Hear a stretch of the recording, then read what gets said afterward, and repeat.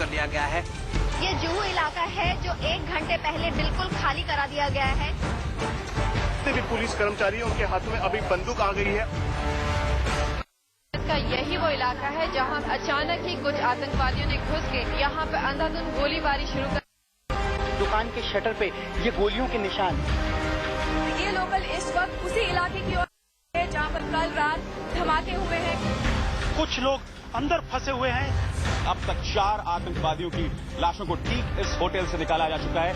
जितना भी डरा लो, जितना भी झुका लो, वो अपने काम पे जाएंगे, वो अपने मकसद पे जाएंगे।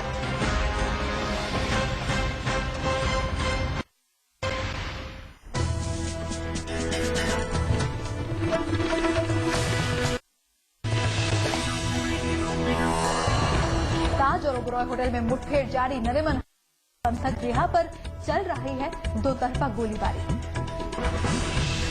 आजाद भारत का सबसे बड़ा आतंकवादी हमला। 26 घंटे से लहूलुहान मुंबई में 125 लोगों की मौत। पाकिस्तान से जुड़े साजिश के तार। पुलिस को मिला आतंकवादियों का सैटेलाइट और मोबाइल फोन। पहली बार समुद्री रास्ते से आया आतंकवादी। 2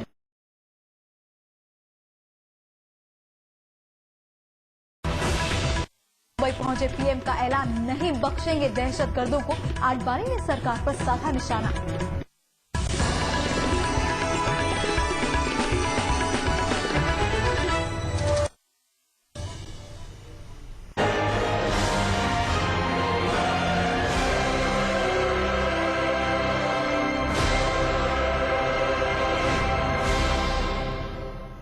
नमस्कार, मैं हूं शम्स ताहिर खान। वो 4 घंटे, जी हां, यही वो 4 घंटे हैं जिन्होंने मुंबई में तबाही मचाई। और इस 4 घंटे की शुरुआत होती है रात 8:55 पर। यही वो वक्त था जब सबसे बड़े हमले की साजिश की शुरुआत हुई। एक स्पीड बोट मुंबई के इलाके में पूरी स्पीड से आती है और फिर उस पर से कुछ लोग बड़े बड़े बैग लेकर नीचे उतर और फैल जाते हैं पूरे शहर में। और इसके बाद अगले 4 घंटे तक पूरा शहर बस सहमा रहता है।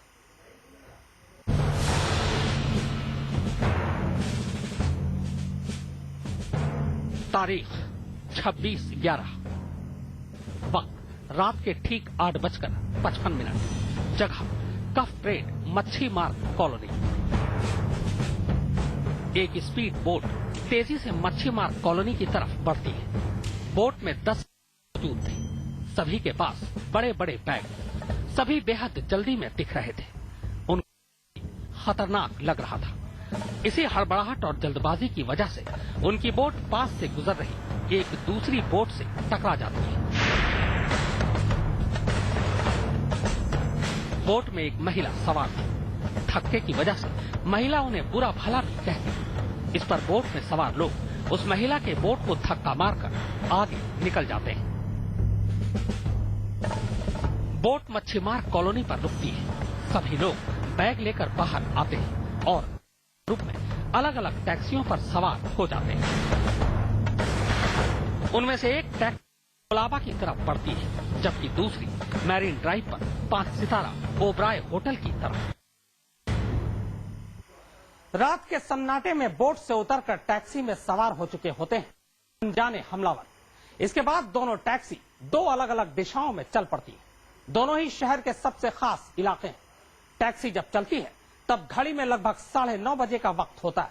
फिर बाद यानी 9:40 पर एक टैक्सी कोलाबा में रुकती है। वक्त रात के ठीक 9:40। क्वींस नेकलेस के नाम से मशहूर दक्षिणी मुंबई का सबसे पॉश इलाका। रात अभी गुलजार होना शुरू ही हुई थी कि तभी कोलाबा के इस ल्यूपोल्ड होटल कम कैफे के बाहर एक टैक्सी रुकती है। ये उन्हीं 2 टैक्सी में से एक टैक्सी थी जो मच्छी मार्ग कॉलोनी। टैक्सी से कुल 2 लोग उतरते हैं।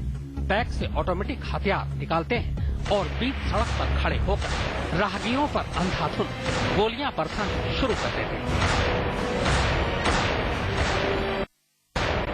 यह सिलसिला करीब 2 से 3 मिनट तक चलता है। इसके बाद दोनों हमलावर गोलियां चलाते हुए वहीं पास में नरीमन हाउस में घुस जाते हैं। वहां कुछ देर गोलियां बरसाने के बाद दोनों नीचे आते हैं और कुछ दूर खड़ी उसी टैक्सी में सवार होकर वहां से तेजी से निकल जाते हैं। इस हमले में कुल 10 लोग घायल हुए थे। यह सब कुछ इतनी हुआ कि किसी को कुछ समझ ही नहीं आया। लोगों और पुलिस को यही लगा कि यह आपसी दुश्मनी वार का नतीजा है। जिस वक्त हमलावर कोलाबा में अंधाधुंध गोली थे, तब ठीक उसी वक्त दूसरी टैक्सी मैरिन ड्राइव पर ओबराय होटल की तरफ आहिस्ता आहिस्ता बढ़ रही थी। कुछ मिनटों में ही कोलाबा में फायरिंग की खबर पुलिस तक भी पहुंच गई। पुलिस हरकत में भी आ गई, पर तब तक सभी यही सोच रहे थे कि यह फायरिंग किसी गैंगवार का नतीजा है। लेकिन 5 मिनट बाद ही पुलिस कंट्रोल रूम की घंटी दोबारा घनघना उठती है।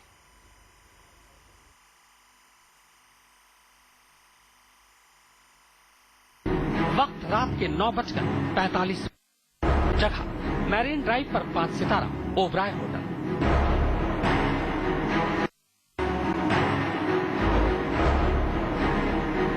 कोलाबा में फायरिंग रुकते ही 5 मिनट बाद एक टैक्सी ओबराय होटल के ठीक बाहर रुकती है। टैक्सी से करीब 5 लोग उतरते हैं। ये वही दूसरी टैक्सी थी जो मच्छी मार्ग कॉलोनी से चली थी। होटल के बाहर टैक्सी से निकलते ही कोलाबा की तरह यहाँ भी वो लोग अत्याधुनिक हथियारों से आम राहगीरों पर अचानक गोलियां बरसानी शुरू कर देते हैं। गोली चलते ही चारों तरफ अफरा तफरी मच जाती है। पर मौका मिलता है वो उधर ही भागकर अपनी जान बचाने लगता है। इत्तेफाक से तब ओबराय होटल से कुछ ही दूरी पर पुलिस की एक पेट्रोलिंग वैन खड़ी थी। गोलियों की आवाज सुनकर पुलिस वैन जैसे ही पहुंचती है, हमलावर उन्हें देखते ही टैक्सी में बैठकर फरार होने की बजाय गोलियां बरसाते हुए सीधे ओबराय होटल के अंदर घुस जाते हैं। 5 मिनट के अंदर 2 जगह पर अंधाधुंध फायरिंग की खबर पुलिस को भी लग चुकी थी। पर अब भी पुलिस और आम लोगों को यही लग रहा था कि यह किसी गैंगवार या अंडरवर्ल्ड की आपसी लड़ाई का नतीजा है। पर तभी एक और बुरी खबर, और इस बार ये खबर थी वीटी स्टेशन से। 2 जगह फायरिंग। अब भी पुलिस यही मानकर चल रही थी कि यह गोलीबारी गैंगवार या अंडरवर्ल्ड का नतीजा है। किसी को भी आने वाले बड़े खतरे का एहसास तक नहीं था। लेकिन फिर तभी एक तीसरी खबर आती है। यह खबर पहली 2 खबर से थोड़ी अलग थी। इस बार खबर वीटी स्टेशन से आई थी।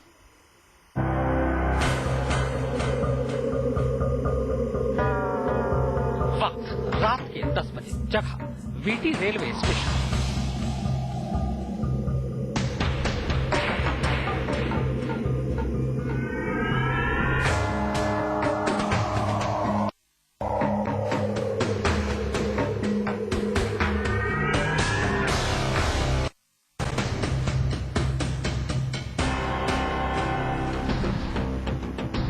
मुंबई और देश के सबसे खूबसूरत रेलवे स्टेशन में से एक। लोग काम खत्म कर मुंबई की लाइफलाइन की मदद से अपने अपने घर जाने की तैयारी कर रहे थे। रोजाना की तरह स्टेशन पर मुसाफिरों की भारी भीड़ थी।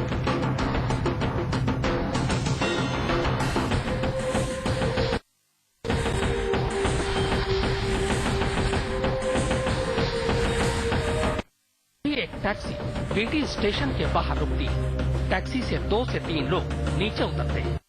वही टैक्सी थी जो कोलाबा से चली थी। इस बार भी उनके हाथों में बैग है।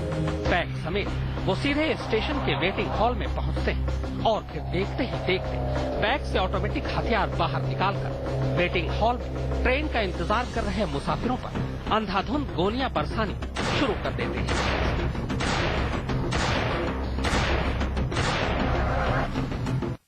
इस हमले से पूरे स्टेशन पर अफरा तफरी मच जाती है। गोलियों की आवाज सुनकर रेलवे पुलिस जब वेटिंग हॉल में पहुंचते हैं तो हमलावर अचानक हैंड ग्रेनेड निकाल लेते हैं और 2 हैंड उसी तरह गोलियां बरसाते हुए बाहर की तरफ भाग निकलते हैं।